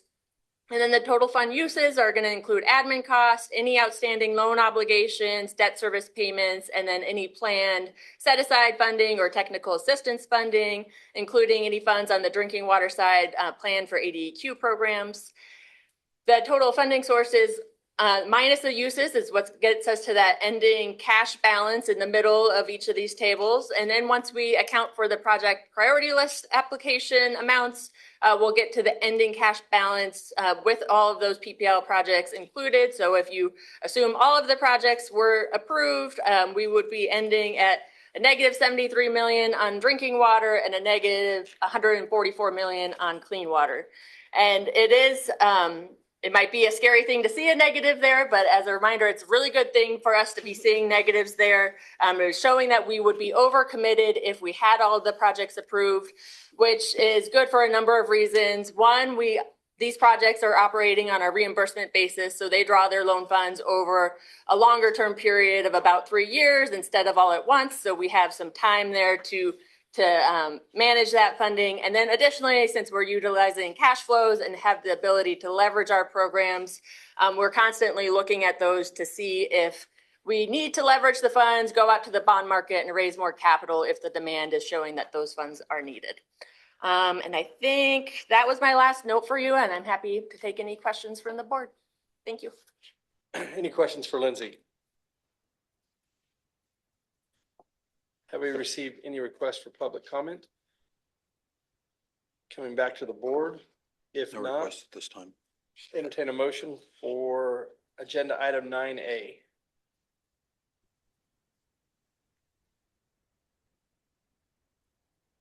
Mr. Chairman, Yes. I'll make a motion to approve item 9A as presented. Thank you, Stephen. Do we have a second? Therese Horseman, second. Thank you, Patrice. Any board member discussion? No further discussion. We will call for a vote. All those in favor? Aye. Aye. Any opposed? Any abstentions? Motion passes. Thank you. 9B, approval of the Drinking Water State Revolving Fund Intended Use Plan and Project Priority List Funding Cycle 2027. Lindsay.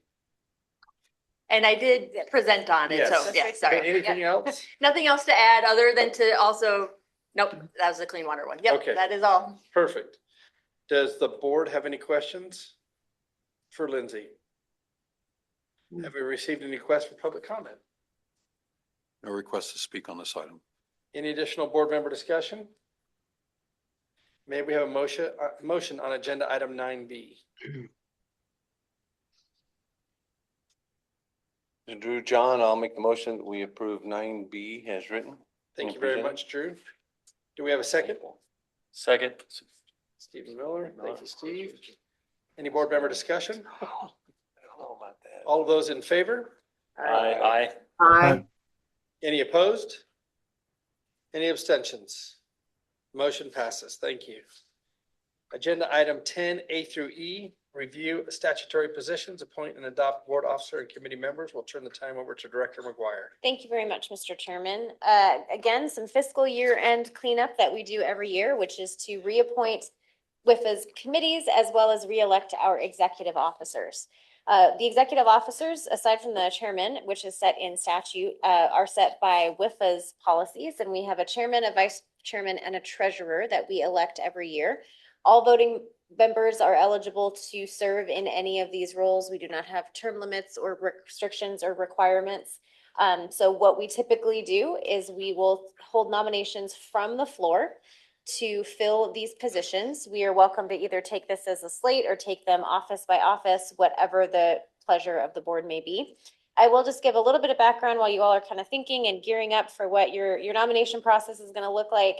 As a reminder, with our newly appointed members, which will be all of our members currently representing large counties, so counties of 400,000 people or greater. Those terms expire at the end of January of 2031, which feels like a very long time away, but really is not. And then if you currently represent a small county or are the statewide member, so that is a county of 400,000 people or fewer, that term expires the end of January of 2028, which is even sooner as we look at that. These executive officer terms that you will be electing for will run from the fiscal year, so will be effective July 1st and will end on June 30th of 2027. I think that is all of my background information. And so, Mr. Chair, I will turn it to you to host nominations as the board sees fit. All right. For the position of chair, do we have any nominations? Mr. Mis- Chairman. Oh, go ahead. I don't want to cut. Yeah, someone Mr. off. Chair, Yes. I'd like to nominate Jonathan Lyons for a second term as chair. Mr. Chair, Sue Montgomery, second. Okay, we have a motion and a second. Thank you. Any additional nominations from the floor? I move the nominations be closed. All right. All in favor? Aye. Aye. Aye. Any opposed or any abstent? Yeah, any opposed? Any abstentions? All right, motion carries. Thank you very much. Honored to continue to serve. Nominations of vice chair.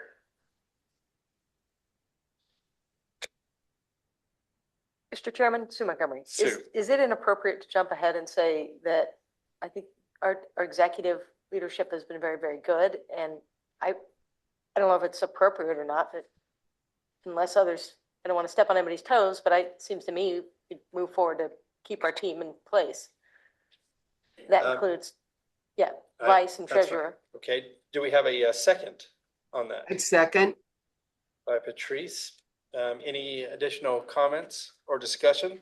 And just to make it perfectly clear for the record, and so that everyone understands our current slate, so Jonathan Lyons as chairman has just been reelected. By reelecting the current slate, that would place Pete Kim as our vice chairman and Tim Tomier as our treasurer. Correct. And we have a motion and a second. All in favor? Aye. Aye. Aye. Aye. I think that's unanimous. Any opposed? Any abstentions? Thank you. Motion carries. Mr. Chair, if I may. Yes, Patrice. And first of all, I really want to thank our officers for WIFA for the great job they've done. We're going into some, going to be some long meetings and some challenging times. And I so appreciate having their leadership and their experience as we go forward. So I want to thank them for agreeing to step up and continuing as our officers. It's a big job ahead, and I really appreciate having them at the helm. So thank you very much. Thank you, Patrice. Thanks for that vote of confidence. Appreciate that. Anybody else want to say anything before we move on? Okay. We have agenda item 10B, Long-Term Water Augmentation Committee members. Director McGuire, would you lead that discussion? I will, Mr. Chairman. So on this slide, you will see the current slate of long-term water augmentation committee members. As a reminder, by statute, there are 5 members of this committee that are already appointed, so to speak, or are conscripted, I guess I would say, into serving on this committee. So that is the statewide member, Mr. Kim, and then the 4 large county representatives. The board has discretion to appoint 2 small county representatives to the board every fiscal year. Currently, you will see that we have Drew John and Patrice Horseman serving as the small county representatives on this committee, but we do need to reappoint as necessary or as desired as going forward. So I will now, Mr. Chairman, turn it to you to take nominations from the floor for these 2 slots. The eligible members, we have Donna Michaels, Drew John, Jonathan Lyons, and Patrice Horseman. And serving as chair, I would certainly defer to 3 other members to serve on that board. Do we have any nominations from the floor? Mr. Chair, Ted. I nominate Drew John and Patrice Horseman to continue to serve in their current role on the Long-Term Water Augmentation Committee. Thank you. I second. Okay, Patrice, thank you very much for that. Second. Any additional? I second. nominations? Donna Thank- Michaels. Donna, thank you, Donna. You bet. Any additional nominations from the floor? We have a motion and a second. All in favor? Aye. Aye. Aye. Any opposed? Motion passes. Congratulations. To John and Patrice Horseman. All right, 10D, Federal Program Committee members. Actually, we go to 10C. Or I don't know if 10C, that's sorry, missing. oh, I Okay, jumped good. over. Okay, as long as it's in your scripts. It is, it's there. So board members, 10C is the inverse of what we just did, which is the Water Supply Development Committee. So again, the statewide representative and all of the small county representatives are members of this committee pursuant to statute, but it is up to the board to appoint the 2 large county representatives. We currently have Mr. Cook serving as a large county representative, but the other seat is vacant because it was held by Buchanan Davis and we did not reappoint once he rotated off the board. So we will need a motion or nominations for someone to replace that position or to fill both of those positions. Okay, thank you very much. Do we have, let's see, the eligible members are Steve Miller, Sue Montgomery, Ted Cook, and Tim Tamir.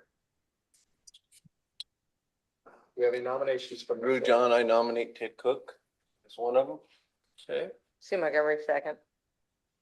okay, we have a motion, a second for Ted. Let's go ahead and vote on that right now. He's not busy enough. No, not at all. Retired. We have a motion. We have a motion and a second. All in favor? Aye. Aye. Any opposed? Any abstentions? Motion passes. Thank you very much for the railroad job, Ted. Mr. Chair, unless somebody else wants to jump in, I would nominate Sue Montgomery for the other seat. I so second. We have a motion and a second for Sue Montgomery. Sue, would you accept that? I was going to nominate Tim, but yes, he's got a city to run, so. We have a motion and a second. Sue will accept. All in favor? Aye. Aye. Any opposed? Any abstentions? Motion passes. Federal Program Committee members, 10D.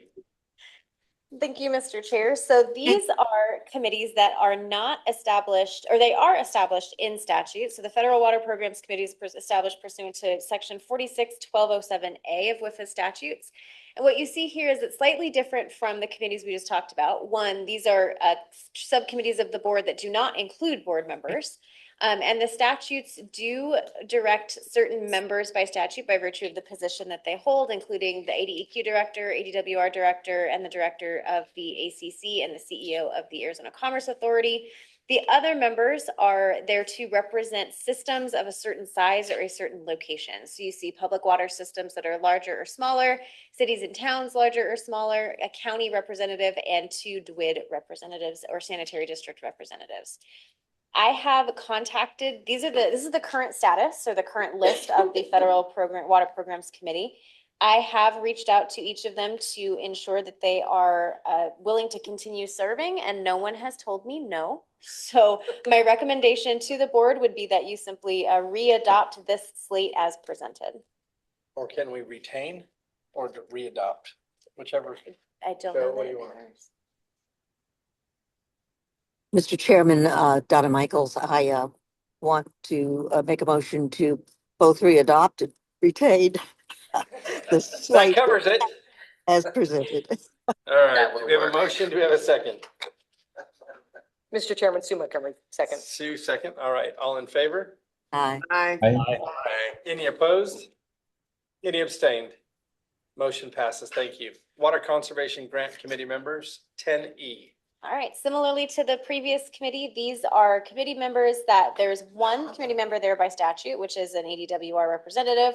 The rest of them represent different public water systems, advocacy groups, or districts in order to give a holistic approach to the Water Conservation Grant Fund.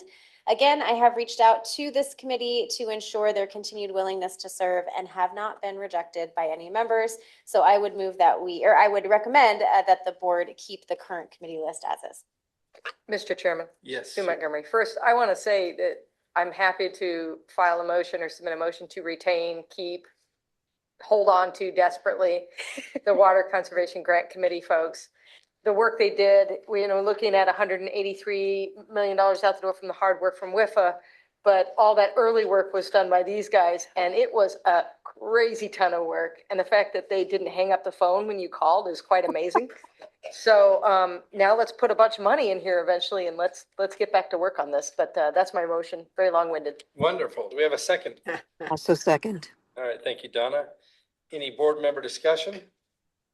I'll call for a vote. All in favor? Aye. Any opposed?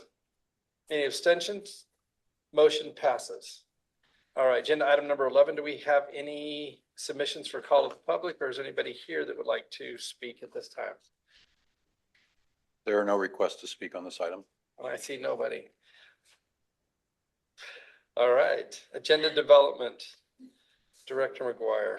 Thank you, Mr. Chairman. So I have not heard anything from board members affirmatively to place on the next agenda. I have mentioned a few things for you, of course, in terms of long-term augmentation fund project task orders and others. The other thing I want to mention is not necessarily a board item, but in Judah's report, the sweeps to the Water Supply Development Revolving Fund, the committee made some decisions on that fund based on financial projections that did not anticipate those sweeps. And so I think there will be a real need for the committee to revisit those financial projections and revisit some of those decision-making points when we next meet. And we do have a meeting sort of tentatively on the books to go over the $18 million in loan applications? 16. I get that number wrong every time. Thank you, Lindsay. There are $16 million in loan applications under that fund for the current cycle. So we already are planning to call a meeting of the Water Supply Development Revolving Fund Committee when it's appropriate. Just be prepared as a committee member to discuss your future thoughts on that program in light of the new financial realities. Other than that, Mr. Chair, I will take any recommendations or suggestions from the board for our next agenda. Are there any items from the board that you would like to see placed onto the agenda for the next meeting? All right. Our next meeting will be July 15th, 2026 at 9 a.m. It is 10:57 and we stand adjourned. Thank you, Mr. Chairman. Thank you, everybody.